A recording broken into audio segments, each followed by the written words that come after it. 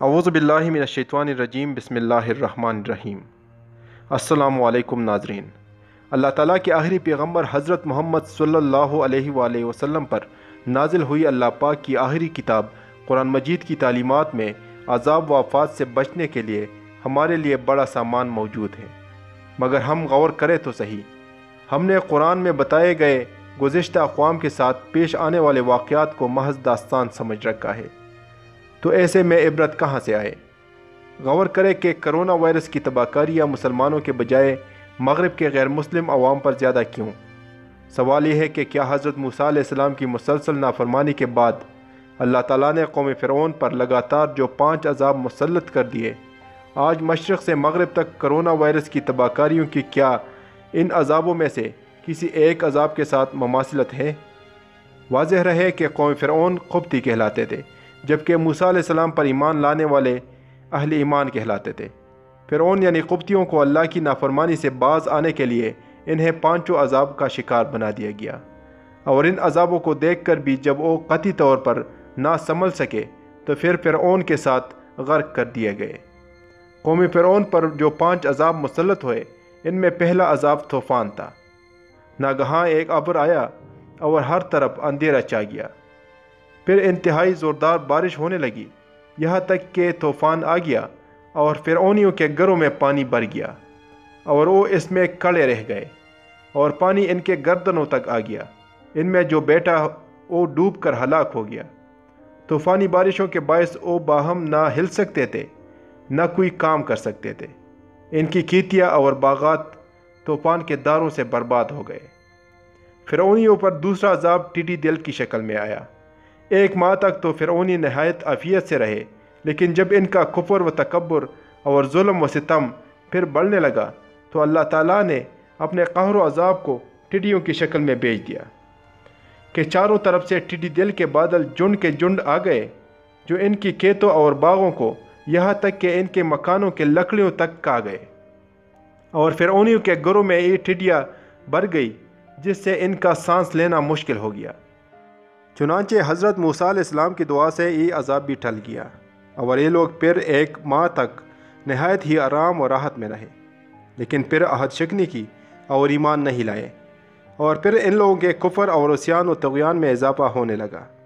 اور حضرت موسیٰ علیہ السلام اور مومنین کو اذیتیں دینے لگے، اور کہنے لگے کہ ہماری جو کھیتیاں اور پل بچ گئے ہیں وہ ہمارے لیے کافی ہے، لہٰذا ہم اپنا دین چھوڑ کر ایمان نہیں لائیں گے۔ غرض 1 ماہ کے بعد پھر فرعونیوں پر تیسرا قمل کا عذاب مسلط ہو گیا۔ بعض مفسرین کا بیان ہے کہ وہ گند تھا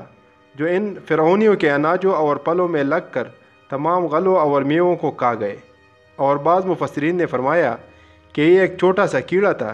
جو کھیتوں کی تیار فصلوں کو چت کر گیا، اور ان کے کپڑوں میں گھس کر ان کے چپڑوں کو کاٹ کر انہیں مرغ بسمل کی طرح تڑپانے لگا، یہاں تک کہ ان کے سر کے بالوں، داڑھیوں، مونچھوں، بنوں، پلکوں کو چاٹ چاٹ کر اور چہروں کو کاٹ کاٹ کر انہیں چچکرو بنا دیا۔